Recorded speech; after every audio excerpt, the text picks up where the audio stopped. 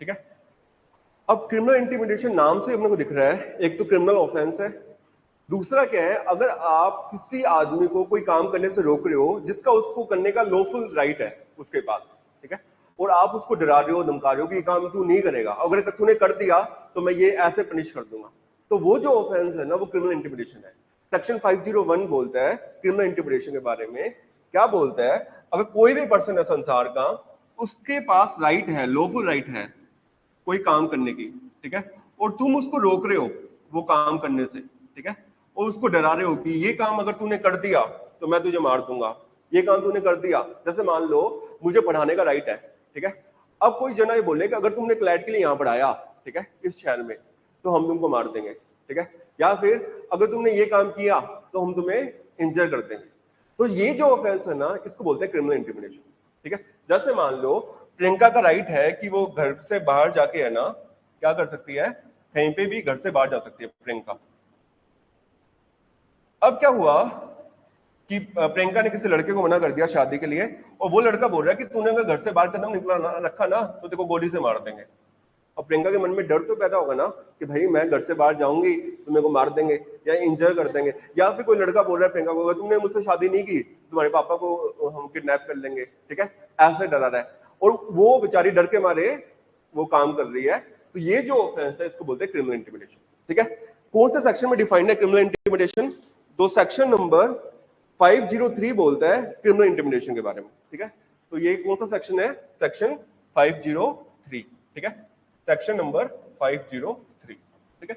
एक बार फटाफट से क्या करते हैं ना डेफिनेशन को पढ़ लेते हैं ताकि अपने को जो डाउट्स है अपने क्लियर हो जाए।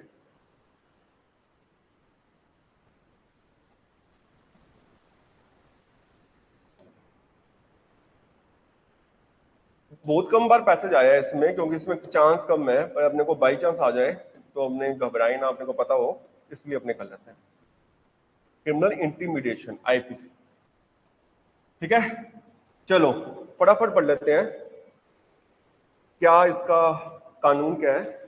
Whoever threatens another, कोई भी आदमी किसी को डरा रहा है, थ्रेटन कर रहा है with any injury to his person, reputation और प्रॉपर्टी, और वो ये बोल रहा है कि अगर तुमने कोई काम किया तो हम तुम्हें इंजरी पहुंचा देंगे, तुम्हारी रेपुटेशन खराब कर देंगे, तुम्हारी प्रॉपर्टी को नुकसान पहुंचा देंगे, और जिस पे वो इंटरेस्टेड हो और आप उसको इंटेंशनली डरा रहे हो, ठीक है, और उसको बोल रहे हो वो काम करने के लिए जो लीगली वो काम करने के लिए अलाउड नहीं है, या फिर उससे वो काम करवा रहे हो जो उसे नहीं किसी को फोर्स करना। जैसे मैंने बोला कि अगर विवेक तुमने मर्डर नहीं किया कशिश का तो मैं तुम्हें मार दूंगा, ठीक है। अब मैं क्या कर रहा हूँ, क्रिमिनल इंटिमिडेशन कर रहा हूँ, ये अपने आप को बचाने के लिए यानी अब ताकि मेरे को गोली ना लगे वो काम करते हैं, तो ये ऑफेंस कौन सा हो गया, क्रिमिनल इंटिमिडेशन। क्लियर है, 503, ठीक है। एक्सप्लेनेशन क्या है, a threat to injure the reputation of any deceased person in whom the person threatened is interested is within the section। मैंने बोला कोई आदमी मर चुका है उसकी रेपुटेशन मैं खराब कर दूंगा, जैसे मान लो तुम्हारे दादाजी के बारे में मैं ये बातें बोल दूंगा चाहे वो है ही नहीं, ठीक है, और तुम्हें लग रहा है उनकी रेपुटेशन खराब होगी तो अपने काम कर देते हैं, तो ये क्या होगा, क्रिमिनल इंटिमिडेशन। वो डरा के मनवाना मतलब वो तो प्रॉपर्टी लेके जाना। अगर आप किसी को डरा रहे हो कि जैसे मान लो अगर तुमने मेरे को ये प्रॉपर्टी नहीं दी तो मैं तुम्हें मार दूंगा, इसमें प्रॉपर्टी नहीं ले रहे, किसी से काम करवा रहे हैं।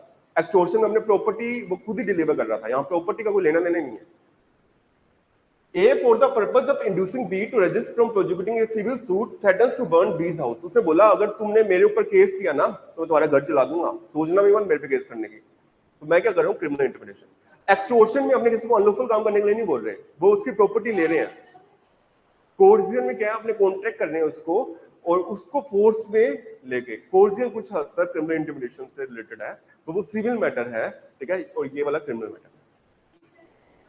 हाँ, इससे मर्डर हो सकता है। क्लियर है। अब इसके बाद एक सेक्शन 499 है आईपीसी का, उसको भी देख लेते हैं फिर आगे चलते हैं।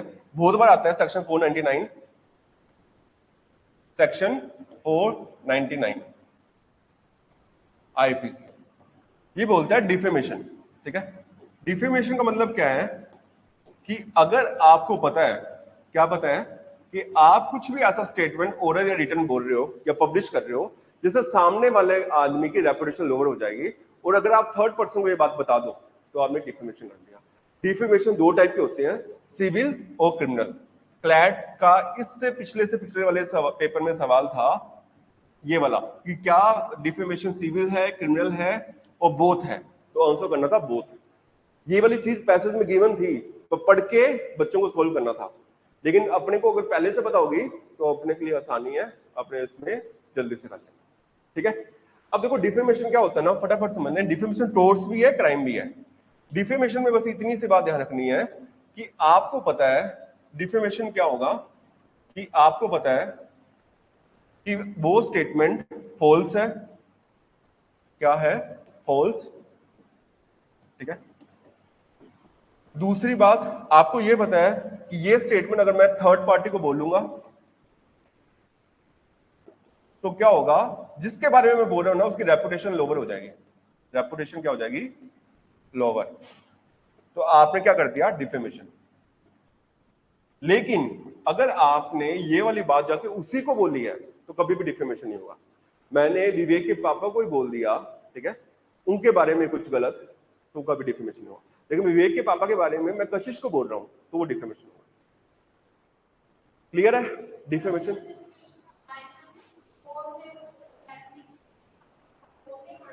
आपको अंदाजा था, जैसे मान लो मैंने एक लेटर लिखा टू उमेश गोयल, ठीक है, और वो मैंने लिखा पंजाबी में, और मुझे पता है इसके पापा को पंजाबी नहीं आती, ये किसी से पढ़वाएंगे, प्रियंका से पढ़वाएंगे या किसी और से। हाँ, अगर मान लो मैंने वो लेटर ओपन एनवेलप में डाल के लिखा है तब मेरी कोई गलती नहीं है। अगर मैंने ओपन पोस्ट कार्ड में लिखा है तो मैं लायबल, डिफेमेशन। क्लियर है? ठीक है, इसमें तो कोई डाउट नहीं। अब डिफेमेशन कुछ एक्सेप्शंस हैं जो सेक्शन 499 आईपीसी में डिफाइंड है, वो अपने देख लेते हैं फिर आगे चलते हैं। सेक्शन 499 आईपीसी,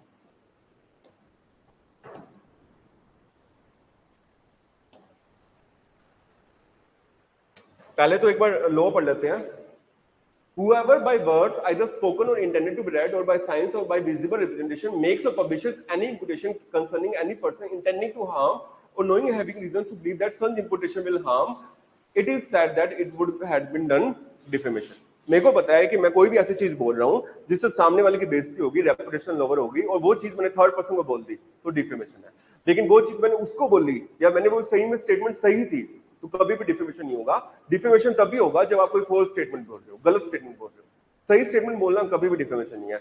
कोई एक आदमी है जो दूध में पानी डाल के मिलाता है और देता है, मैंने उसको बोल दिया भाई क्यों दूध में पानी मिला के देते हो, शर्म आनी चाहिए तुमको, इतने पैसे ले रहे हो तुम हमसे, तो क्या वो डिफेमेशन है? नहीं है।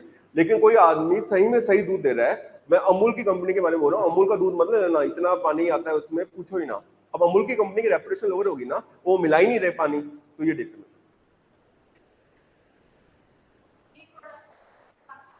सब बोलेंगे ही बोलेंगे। अब ये पेन दुनिया का सबसे बढ़िया पेन है, ये तो राइट है, हम, मुझे तो लग रहा है, तुम्हें नहीं लग रहा? हर किसी का हीरो फेवरेट हो सकता है ना। मैं कह रहा हूँ अक्षय कुमार सबसे बढ़िया है, तुम कह रहे हो अक्षय कुमार को कुछ आता ही नहीं है, गोविंदा सबसे बढ़िया है।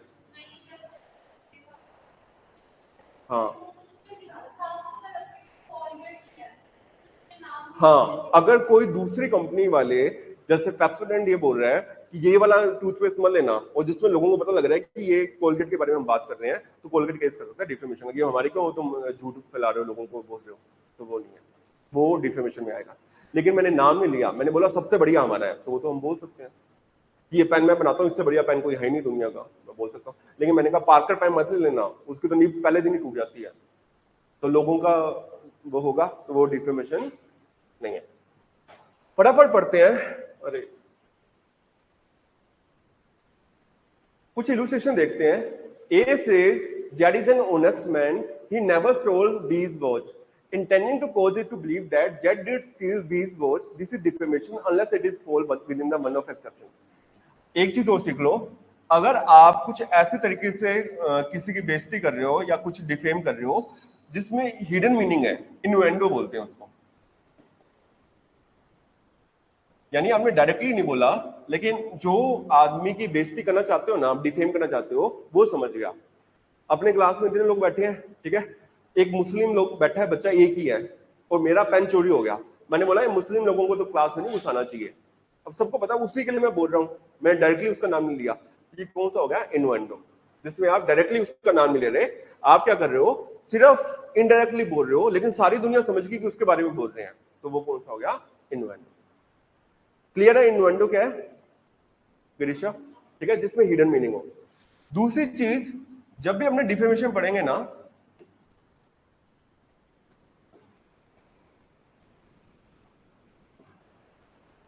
तो अगर अपने अपने फायदे के लिए, खुद के बेनिफिट के लिए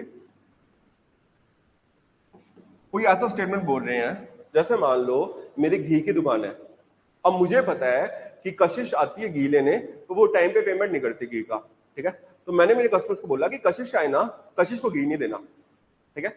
अब कशिश ने मेरे पे डिफेमेशन केस कर दिया कि सर आप ऐसे कैसे अपने नौकरों को ये बोल रहे हो कि मेरे को नहीं देना, आपकी कैसे, क्यों, क्या हो गया?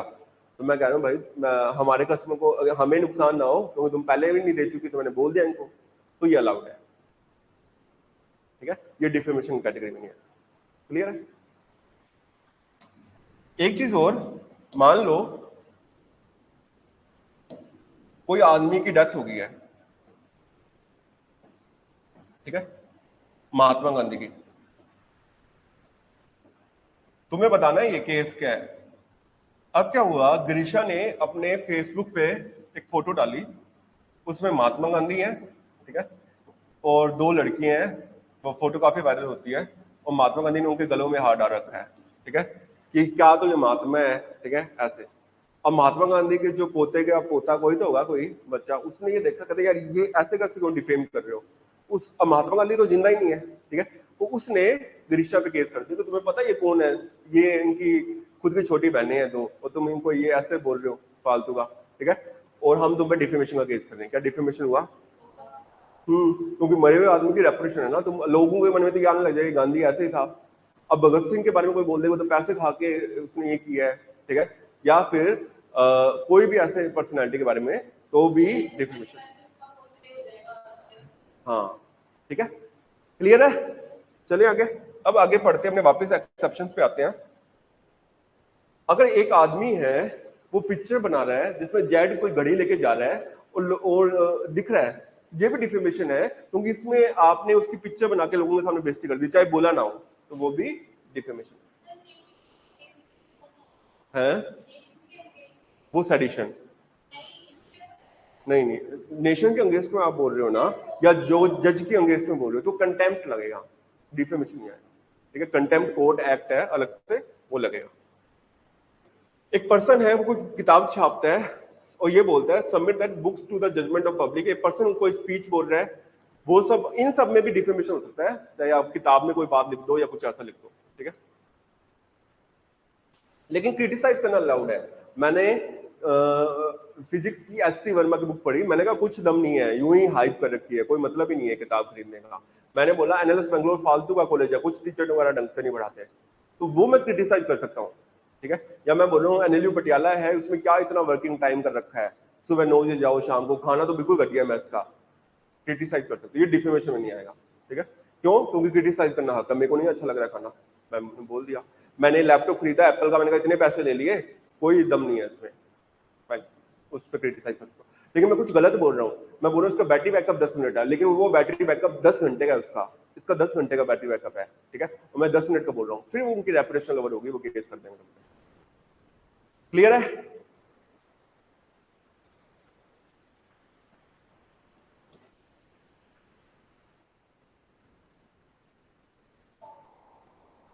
है, हाँ, फोनिटी पे भी आते हैं, अभी उस पर भी आएंगे, ठीक है। एक चीज और जो इसमें रहेगी वो करवा देता हूँ, फिर आगे चलते हैं।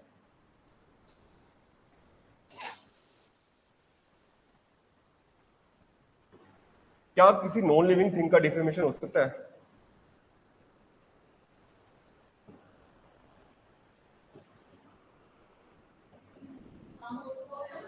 कैसे?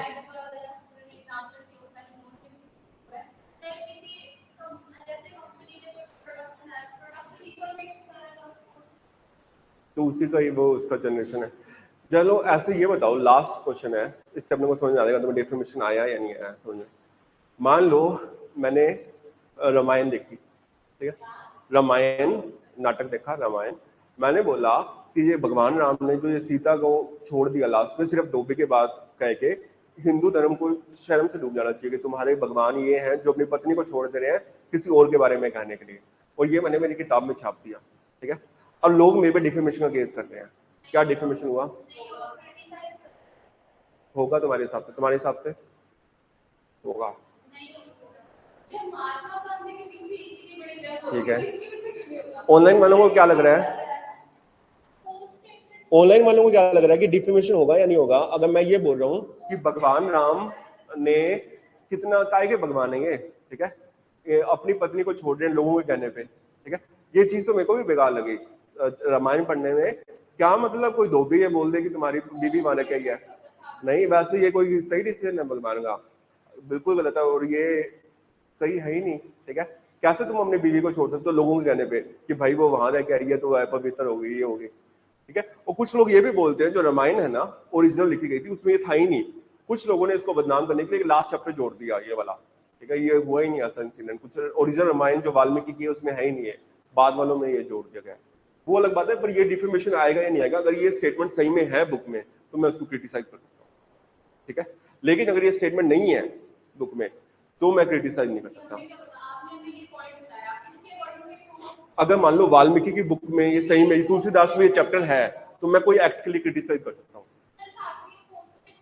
होल स्टेटमेंट में सही में छोड़ा ही है और मैं क्रिटिसाइज कर रहा हूँ उस पर, ठीक है, लेकिन हिंदू धर्म बेकार है वगैरह उस पर फिर भी क्वेश्चन आ जाएगा कि तुम कौन होते हो डिसाइड करने वाले, ये वाली बात, ठीक है। तो वो क्लियर है सबको डिफेमेशन? गहना कह रही है होगा डिफेमेशन संभवी देखो यार ये भी है ना क्रिटिसाइज करना हो गया, मैंने कोई मूवी की एंडिंग के बारे में गलत बोल दिया पर सही में भगवान राम ने छोड़ा ही है ना अपनी पत्नी को, तो क्रिटिसाइजम में आएगा और वो है ना हैंडसम क्रिटिसिज्म है, इसको लेना पड़ेगा तुमको, ठीक है। या तुम आर्ग्यूमेंट्स दे दो कोई कि भगवान राम कुछ त्याग दिखाना चाहते थे कि भाई ये कुछ या कुछ भी, पर ये डिफेमेशन ही आएगा वही। अब इसको अपने खत्म करते हैं बस आईपीसी को आज, इसमें कुछ और टॉपिक्स जो बच गए देख लेता हूं मैं एक बार। अभी है सेक्शन नंबर 493 से लेके 498, ठीक है, फटाफट से देख लेते हैं। अगर कोई आदमी दो शादी कर रहा है तो उस ऑफेंस को क्या बोलते हैं? बाइगेमी। बाइगेमी में क्या होता है ना, अगर मान लो आप ए ने बी से शादी की और बिना डाइवोर्स लिए अगर सी से कर ली तो ये वाली शादी जो सेकंड वाली है इसको अपने बोलेंगे वॉइड, इसकी कोई वैल्यू ही नहीं है, और पहली वाली वैलिड है, ठीक है। हिंदू धर्म में सिर्फ एक ही शादी हो सकती है, अगर दूसरी आप शादी कर रहे हो तो सजा, ठीक है। नेक्स्ट सेक्शन जो है सेक्शन 497, ये है अडल्ट्री, ठीक है, ये पहले लीगल था अब इसको अनकॉन्स्टिट्यूशनल बोल दिया। कौन से केस में बोल दिया? Shine versus union of India, ठीक है। क्या हुआ इस केस में? इस केस में ये हुआ कि एक आदमी है, मैन है, ठीक है, उसकी वाइफ है, अब वाइफ का रिलेशन चल रहा है सेक्सुअल इंटरकोर्स का किसके साथ? थर्ड पर्सन एक्स के साथ, थर्ड पर्सन, और ये कौन है? थर्ड मैन है या जो भी है, ठीक है। कानून ये बोलता है कि अगर मैन, वाइफ और थर्ड पर्सन, अगर वाइफ को यानी और ये पकड़े जाएं तो कानून ये था कि वाइफ को तो कोई सजा हो नहीं रही थी, इसको कोई सजा नहीं थी, लेकिन जो ये थर्ड पर्सन है ना इसको 2 साल तक की कुछ सजा होती थी, ठीक है। वाइफ को कोई सजा नहीं है, ये कानून था, ठीक है। और रेप तो बोल नहीं सकते, इसको रेप नहीं बोल सकते, वाइफ की कंसेंट है, लेकिन कानून ये बोलता था कि अगर आदमी कंसेंट दे देना वाइफ को कि तू किसी और के साथ सेक्सुअल रिलेशन मेंटेन कर ले तो कोई दिक्कत नहीं है, कोई ऑफेंस नहीं है, लेकिन अगर आदमी मना कर दे, ठीक है, तो अगर वाइफ किसी के साथ सेक्सुअल रिलेशन रख रही है तो ये ऑफेंस है। तो लोग कहते हैं ये तो बिल्कुल ही गलत है, या तो इसको भी सजा दो, पत्नी की क्यों मजे ले खाली, और ये तीसरा आदमी क्यों फंसे, ठीक है। और ये कौन होता है बताने वाला कि तुम रिलेशन मेंटेन कर सकते हो या नहीं कर सकते, इसके पास क्या पावर है? तो कोर्ट में मैटर गया था, ये प्लीड हुआ था वाइफ और थर्ड आदमी को इक्वल सजा मिलनी चाहिए, लेकिन सुप्रीम कोर्ट में डीवाई चंद्रचूड़ जो चीफ जस्टिस थे, shine versus union of India में बोला वाइफ को तो सजा हो ही नहीं रही, इसको भी नहीं देंगे, इसको भी नहीं। आर्टिकल 14 में था राइट टू इक्वलिटी ना, कि ये वाइफ और ये इक्वल है, सिर्फ आदमी को दे रहे हो, इसको नहीं दे रहे, इसको भी दो। उसने बोला इसको तो दे ही नहीं रहे थे, इसको नहीं दे रहे थे, इसको भी नहीं देंगे। क्यों नहीं देंगे वो सुन लो, वो ये कह रहे हैं कि अगर तुमने शादी कर ली इसका मतलब ये नहीं तुमने अपनी बॉडी अपने पति को बेच दी, अभी भी तुम चाहो अपने रिलेशन किसी से मेंटेन करो, ठीक है। तो ये रीजनिंग के हिसाब से ये आदमी कौन होता है, इसको भी तो हम राइट दे रहे हैं, भाई तूने रिलेशंस मेंटेन करने तू भी कर ले किसी और के साथ, पर तू इनको रोकने वाला कौन हो रहा है? हाँ, अगर तेरे को ज्यादा दिक्कत है तो इस ग्राउंड पे डाइवोर्स ले ले, पर सजा नहीं देंगे किसी को, ठीक है। तो shine versus union of India में क्या जजमेंट आई, अगर कोई भी सेक्सुअल रिलेशंस मेंटेन कर रहा है मैरिड वुमेन के साथ और उसको पता है कि वो औरत मैरिड है, अगर नहीं पता ना कि वो अनमैरिड है तो ये सेक्शन आ ही नहीं रहा था। औरत पता है उसको मैरिड है, शादीशुदा है, फिर भी वो रिलेशंस मेंटेन कर रहा है शादी के बाद और वाइफ की कंसेंट है पर उसके पति की कंसेंट नहीं है, तो वो जेल होती थी थर्ड पर्सन को। कानून में क्या चेंज किया, वाइफ को तो पहले भी सजा नहीं हो रही थी, अब इसको भी नहीं होगी। इसके पास क्या रिलीफ है, ये चाहे ना तो डाइवोर्स ले सकते हैं इस पे और पीछा छुड़वा सकते हैं। क्लियर है सभी को? मैरिटल रेप शुरू से ही वैलिड नहीं है, सिर्फ 15 साल से कम उम्र का कोई व्यक्ति है और वो अगर अपनी वाइफ से वो रेप कर रहा है तो वो ऑफेंस है, उसके ऊपर कोई ऑफेंस नहीं है। ठीक है, ठीक है। और कुछ बचा है तो देखते हैं, फिर खत्म करते हैं इसको टॉपिक को।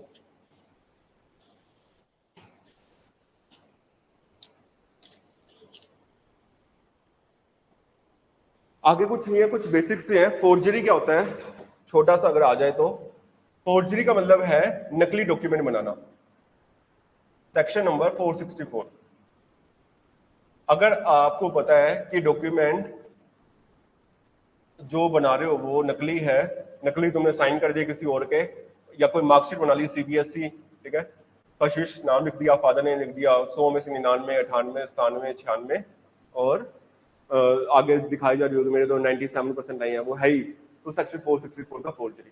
एक तुम्हें बात बताता हूँ, सीबीएसई में ना एक बच्चा था, पिछले साल की बात है, ठीक है, तो उसके क्या हुआ, इंग्लिश में आए 100 में से 99,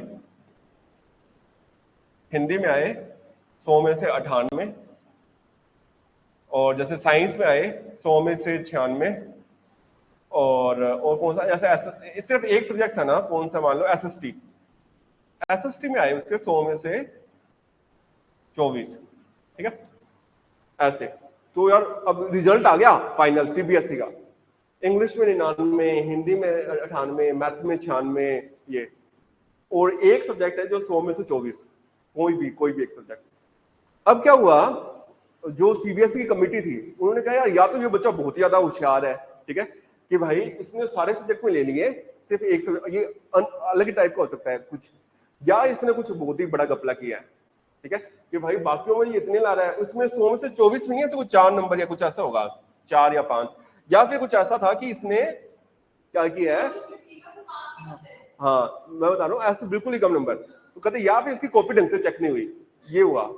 अब देखो क्या इसने क्या खुराफाती की, इसने क्या किया, ये बच्चा जो होते हैं ना कोई एक्स्ट्रा ऑर्डिनरी वाले, इसने क्या किया ना, कॉपी एग्जामिनर वाली, जैसे मान लो ये कॉपी है, ठीक है, कॉपी अपने को मिलती है, सीबीएसई की कॉपी है, ठीक है, उस कॉपी पे ऐसे लिखा होता है सीबीएसई, ठीक है, ये लास्ट वाले पन्ने पे है ना कॉलम बने होते हैं, क्वेश्चन नंबर 1 2 3 या पहले वाले पे, ठीक है, और उसके आगे डब्बे लिखे होते हैं। इसने क्या किया, कॉपी पे तो लिख दिया, ठीक है, कुछ भी क्वेश्चन वो खुद ही चेक कर दी पेपर में बैठे बैठे, ठीक है, और फिर क्या किया इसने कि जो ये बॉक्स वाले थे ना, ऐसे बॉक्स, इनमें नंबर लिखा आया खुद ही, 1 क्वेश्चन नंबर पे 2 खुद ही, सेकंड 4, थर्ड 3 मार्क्स, फोर्थ ये, और जैसे 8 पे 15 में से मान लो 15 का है तो 14 दे दिए ये, और टोटल लिख दिया, टोटल करके लिख दिया 97/100, और यहाँ पे साइन छोड़ दिया। अब हुआ क्या होगा, जो एग्जामिनर होगा ना वो तो कॉपियों को बंडल पड़ा है, उसने लगाई, मैंने चेक कर दी, सिर्फ टोटल लगाना रहता है, टोटल लगाए 97 लगा के रखे। 4 टीचरों ने यही किया, इन्विजिलेटर में ध्यान दिया, अंदर थोड़ी खोल के देखता, वो देखते वो उसके नहीं देखे, ठीक है, उसके ले लिए।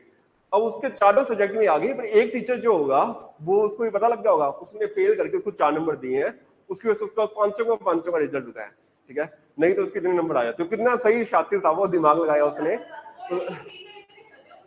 तो उनको पता ही नहीं लगा, तो वो उनको तो गया ना, हाँ ठीक है, हाँ, और वो क्या करते हैं, उन्होंने ये सोचा होगा ना कि भाई हमने चेक करके छोड़ दी, इसके टोटल लगाने बाकी हैं, उन्होंने उस मूर्ख को भी 80-85 दिखा देता, 100 में 99 98 करके यहाँ वो फंस गया, ठीक है। चलो फोर्जरी कंप्लीट होगी अपना,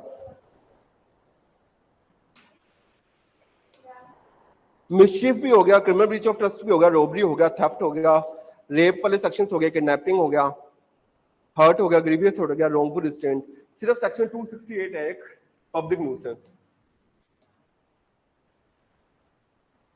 section 268 public nuisance.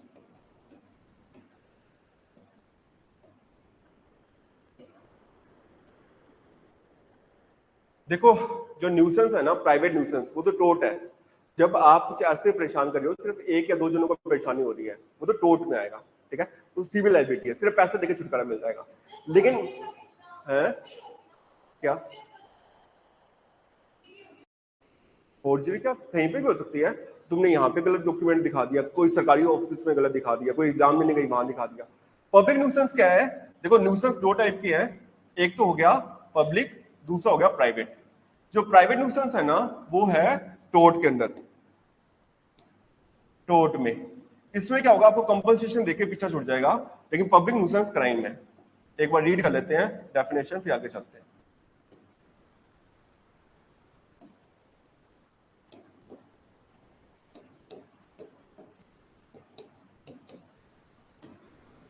Public nuisance,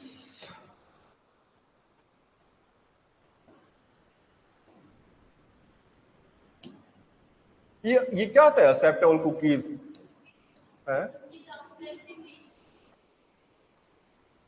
चलो पढ़ते हैं। A person is guilty of a public nuisance who does any act और is guilty of an illegal omission which causes any common injury, danger or annoyance to the public or to people in general who dwell or occupy property in the vicinity, or which must necessarily cause injury, obstruction, danger or annoyance to a person who may have occasion to use any public right। ऐसे समझो, मेरा घर है, मेरे घर के पीछे 3-4 marriage palace हैं, ठीक है, और वो चलाते हैं तेज गाने। अब उससे मेरे को दिक्कत नहीं हो रही, पूरे मोहल्ले को दिक्कत आ रही है। तो अगर हम उसको बोलें कि भाई तुम्हारी वजह से हमारी प्रॉपर्टी में हम चैन से नहीं रह पा रहे, और फिर भी वो बजाया जा रहा है, तो ये हो गया पब्लिक न्यूसेंस, जेल होगी इस पे और 20,000 रुपए का जुर्माना था। एक रीजनेबल टाइम, ऐसे नहीं है कि अब मैरिज वाले से तो शादी तो करेंगे ही, पर रात को 2-2 बजे तक डीजे बजा रहे हो, सो ही नहीं पा रहे। हाँ जब बारात आ रही है 8-8 तेज कर दो, बाकी तो बंद करो, ठीक है।